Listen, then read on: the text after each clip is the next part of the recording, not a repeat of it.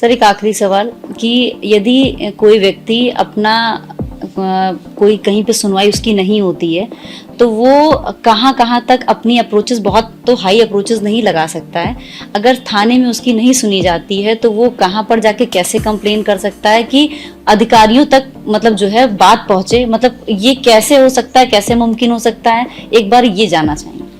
देखिए इसके लिए जो एक तो IGRS व्यवस्था की गई। पर सर IGRS में सर मुझे लगता है कि बहुत प्रॉपर इन्फॉर्मेशन नहीं देते। बताया इस बात मुख्यमंत्री हेल्प डेस्क से भी सूचना होती है। IGRS में आपको लगता है कई बार कि ठीक से कार्रवाई नहीं हो रही है, उसके लिए अब नया शुरू कर दिया, हमने फीडबैक ले रहे हैं। फीडबैक लेते हैं रैंडम फोन कॉल करके उस व्यक्ति से, आपका काम हुआ कि नहीं हुआ। तो अब जो है थोड़ी समस्या बढ़ी है, माननीय मुख्यमंत्री जी ने काफी दबाव डाला है कि अगर फीडबैक आता है वहाँ से असंतुष्ट होने का, और तो उसके खिलाफ कार्रवाई की जाएगी उन अधिकारियों के खिलाफ। और उससे जो उसी में रैंकिंग बन रही है, रैंक बनाने का तरीका बनाया कि कैसे कोई जिला टॉप पर है या कैसे कोई जिला सेकंड पर है या कोई जिला, तो रैंकिंग उसे देखिए। जैसे हमारे यहाँ, मैं बरेली में था तो हमारा लगातार 9 बार हम लोग डिस्ट्रिक्ट, लेकिन लखनऊ तो ऐसे रैंकिंग में बहुत पीछे रहता है। रैंकिंग के लिए आपको थोड़ी मेहनत करनी पड़ेगी। रैंकिंग में यहाँ तो कभी मैंने नहीं देखा कि बहुत अप रहा हो लखनऊ। देखिए रैंकिंग के लिए आपको IGRS सारे पढ़ने पड़ेंगे, जो प्रॉपर जवाब होना चाहिए। और उसके लिए और एक और मुख्यमंत्री हेल्प डेस्क शुरू किया उन्होंने, मुख्यमंत्री जी ने। तो अच्छा IGRS में आपको सूचना मिल जाती है कि कार्रवाई क्या हुई है, तो आप उसको लेकर भी जा सकते हैं कि इस पर कार्रवाई नहीं हुई है। और कुछ % ऐसे मामले भी होते हैं जिसका कि कोई ज्यादा हल होता नहीं है। वो कई बार एक आदमी 50, 200, 400 बार एफर्ट करता है IGRS का, तो वो थोड़ा सा चीजें खराब करता है। लेकिन नॉर्मली लोगों की समस्या सुन ली जाती है, नहीं तो फिर वो संबंधित अपने जिले के SSP से, DIG से, IG से खुद ही मिल सकता है। और IGRS में डालने से मतलब आप लोग मतलब कैसे मिलते हैं पब्लिक से? पब्लिक से मिलने के लिए एक समय निश्चित है कि 10 बजे आप बैठ जाइए ऑफिस में, और कम से कम 1 से 2 घंटा बैठना है। मतलब ये हर मतलब थाने में है, हर अधिकारियों के लिए है, ये सबके लिए एक टाइम निश्चित बांधा गया है कि इस ड्यूरेशन में आके आप मिल सकते हैं। 10 बजे बैठ करके आप 10 से 12 बैठना है, ज्यादा भी बैठ सकते हैं, लेकिन 10 से 12 बैठना ही बैठना है। और उसको सभी थाने से लेकर के और SP, DIG या DID बैठेंगे। और उसके बाद अभी कर दिया कि SPs क्या करते हैं कि सभी स्थानों को ऑनलाइन रखते हैं। अब कभी कुछ SPs ने शुरू भी कर दिया, बड़ा अच्छा एक्सपेरिमेंट किया है कि अपने सारे वीडियो कॉल कैमरे उसको रखते हैं, जूम पे सबको रखते हैं। एक सभी थाने को ऑनलाइन रखते हैं। मान लीजिए कोई कंप्लेन लेकर गया कि मेरा इस थाने की समस्या है, तो उस थाने SSP साहब उस थाने का सचिव भी उसी कैमरे पर रहता है ऑनलाइन, सीधे बात करने में देखो आपकी समस्या लेके आए, बता रहे हैं क्या मामला इसका है। तो बहुत सारे SP ने शुरू किया है, उसका सक्सेसफुल हो रहा है। इस सामने 10 बजे SP ऑफिस बैठते हैं और 10 बजे उन्होंने सभी SHO का कैमरा खुलवा दिया और सबको लिंक कर दिया। तो वहां पे जब भी कोई कंप्लेंट करने आ रहा है वो दिखाई दे रहा है। और थाने में कैमरे लगे हुए हैं, तो अब जो है, और महिलाओं के लिए खास व्यवस्था हेल्प डेस्क की कर दी गई। महिला थाने में एक हेल्प डेस्क रहेगी हर थाने में। कोई भी जाएगा तो कोई महिला जाएगी तो वहाँ से लेडी भी मिलेगी, लेडी अफसर मिलेंगी, वही बात करेंगी, उनकी बात सुनाई करेंगे, उनका अलग कमरा दे देंगे। पहले था कि महिलाएं जाती नहीं थी, डरती थी। अब जो महिलाएं जाती, कोई महिला थाने जाएगी तो वहाँ महिला हेल्प डेस्क बना हुआ है। वहाँ पर कोई महिला मिलेगी जो आपको बैठाएगी, बातचीत करेगी, समस्या सुनेगी, नोट करेगी, उसका नंबर डालेगी, फिर बताएगी किसी जो भी संबंधित हल्के का या वीडियो मामला होगा वहाँ कर ली जाएगी। फिर वो लिखेगी फीडबैक, एक हफ्ता बाद फीडबैक। अब अधिकारी हम लोग जाते हैं तो चेक करते हैं कि वो फीडबैक क्या लिखा। अगर कोई समस्या मान लीजिए आपकी है, आप 1 सप्ताह हो गया तो उसमें क्या फीडबैक लिखा, उससे फोन कॉल करके नोट करते थे। और कई बार हम लोग रैंडम कॉल भी कराते हैं, उसको फोन मिलाकर लेडी को कि आपकी समस्या हल हुई नहीं, बताते हाँ मेरे पास फोन आया तो होगी। मैक्सिमम लोग हल हो जाते हैं। जिन लोगों को नहीं हल पाती उससे रीजन होता है कई बार हल होने लायक होता ही नहीं है, तो थोड़ा हल्ला ज्यादा मच जाता है, थोड़ी नेगेटिविटी के लिए रहती हैं विरोध के लिए। लेकिन 99% घटनाएं लोग बातें सुन ली जाती हैं, सुनवा ली जाती हैं। गाँव की बहुत सारी या बहुत मतलब दूर से लड़कियां, महिलाएं, पुरुष आते हैं सुनवाई के लिए। कम से कम मैं समझता हूँ कि महीने में आज रेंज में समझता कि 4 से 5 हजार आदमी मिलते थे खुद आकर के। 1 महीने में आकर के 5,000 का एवरेज था। 5 से 8 हजार आदमी एप्लीकेशन देता है डाक से भेजता था, उसको पढ़ते थे, देखते थे। तो लोग अप्रोच में रहते हैं, ऐसा नहीं है। इससे ही तो माहौल बना कि लोग सुरक्षा होना, हमारी बात सुनी जाएगी।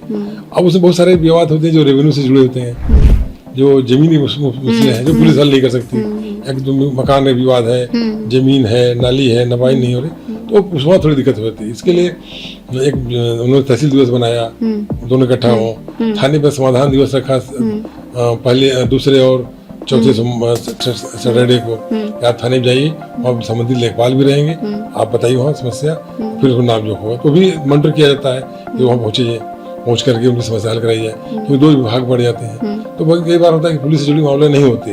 अब ये आईजी रस्म किसी ने दिया कि मेरे खेत की नाप नहीं हो रही है या फलां को धमका रहा है, नहीं करने दे रहा है, तो धमकी की बात तो पुलिस से जुड़ी है, लेकिन वो जो नाप है पुलिस कैसे कराएगी, तो पुलिस वोट देनी पड़ती है। ये तो टेक्निकल दिक्कत है, इसके लिए थाने में समाधान दिवस बनाया गया। सर एक चीज और जानना चाहूँगी, कभी कभी ऐसे इंसिडेंट सुनने में आते हैं कि फेक एनकाउंटर भी कर देती है पुलिस, कभी कभी मुजरिम नहीं पकड़ पाती है तो फेक एनकाउंटर के लिए काफी बार ऐसा हुआ सुनने में आया कि जब असली मुजरिम को नहीं पकड़ पाती है तो किसी को भी दोषी बना देते हैं, ऐसा कुछ भी?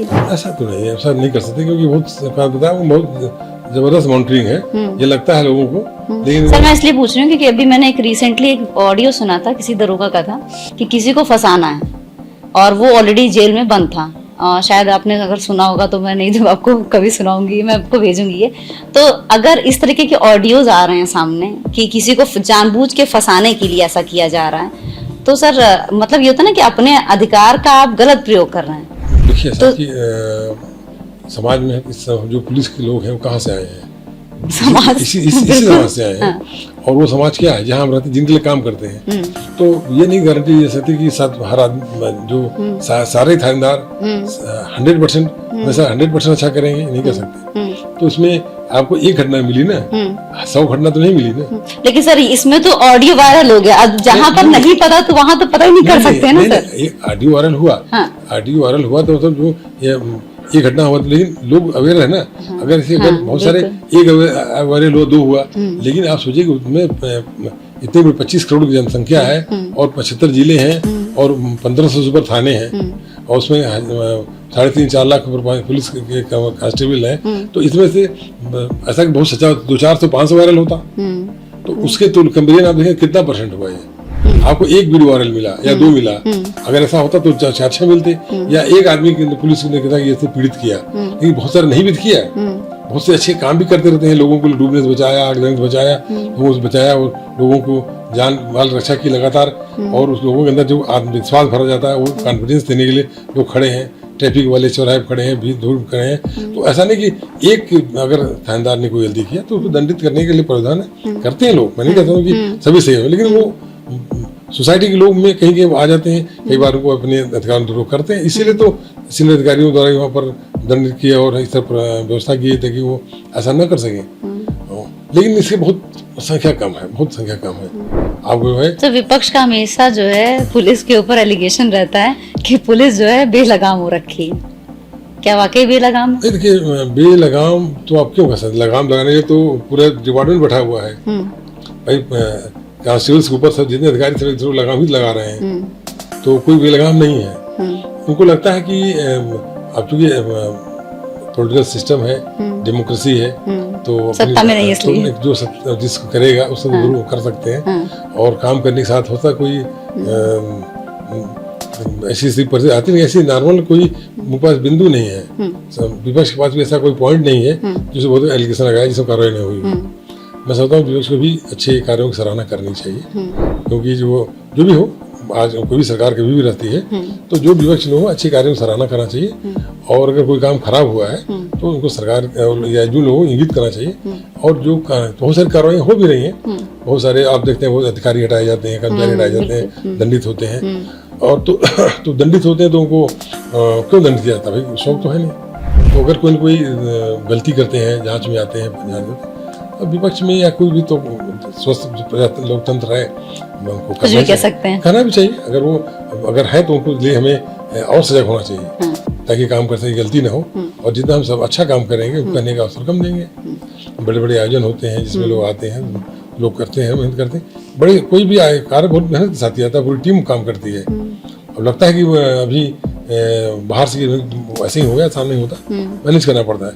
लेकिन प्रजातंत्र में तो मीडिया और पुलिस का जो रिलेशन है, कहते हैं कि बहुत सही नहीं चल रहा इस बीच। अभी रिसेंटली एक प्रेस कॉन्फ्रेंस हुई डीजीपी की, जो नए डीजीपी आए हैं, उन्होंने बोला है कि मतलब हर चाहे थाने लेवल पे हो चाहे अधिकारी लेवल पे हो, कि आप मीडिया से अपना संबंध अच्छा बना के रखें, क्योंकि वो हमारे लिए ही काम कर रहे हैं, वो फ्रूटफुल चीज़ें इन्फॉर्म कर रहे हैं लोगों को।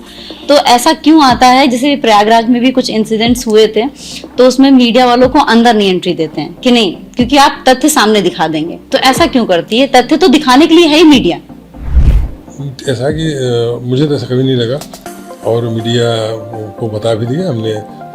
जवाहर कांड में मैंने कहा, जब वो बॉडीज हटाई जा रही थी, तो मैंने कहा भाई कैमरे लगे, सब मीडिया लोग देखते रहे, खुद गिनते रहे कितने लोगों की डेथ हुई है, तो देखते रहे।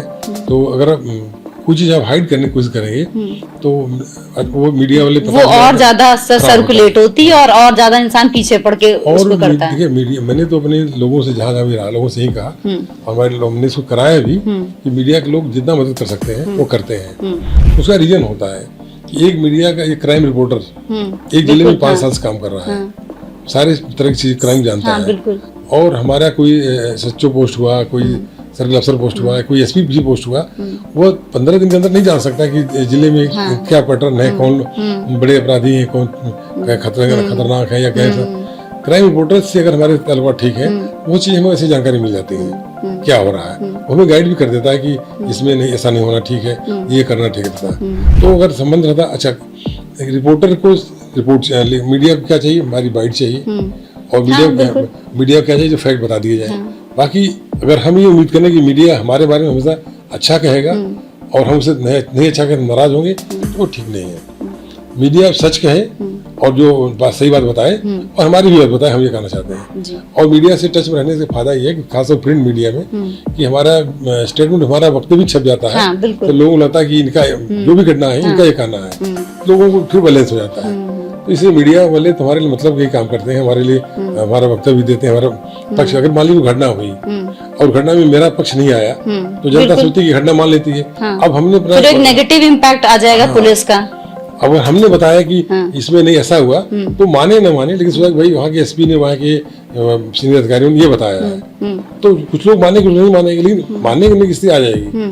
आज अगर हमारे ये इलेक्ट्रॉनिक मीडिया है, इसमें मेरी बाइट आ गई, तो सुनेंगे हाँ ये बात कर रहे हैं, तो लोगों को लगता है नहीं ठीक नहीं है। तो मीडिया से तो संबंध रखना चाहिए। और क्योंकि हाँ मीडिया में भी कह सकते हैं कुछ लोग वही, जैसे हमारी पुलिस में स्थिति, मीडिया में सारे लोग, कुछ लोग ऐसे भी आ जाते हैं कई बार, जो लोग जो है उसका दुरुपयोग कर सकते हैं, तो ऐसे लोगों से बचना चाहिए। और अच्छे मीडिया के लोग हैं, उनसे जरूर मदद लेना चाहिए, अब इन बातों को शेयर करना चाहिए, जिससे उनका वो चीज़ों को लोग बता सकें।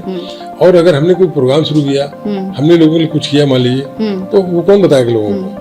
एक अवेयरनेस कैंप हो सकता है मीडिया के थ्रू, मतलब आपकी चीजें लोगों तक पहुंच सकती हैं। इसको पॉजिटिव ले, मतलब अगर पुलिस डिपार्टमेंट इसको पॉजिटिव ले। जैसे हमने जो है बरेली में एक छोटा प्रयोग किया, सभी थानों के सामने रखवा दिया हमने घड़े घर में पानी पीने के लिए, जनता के लिए आप पानी पिए।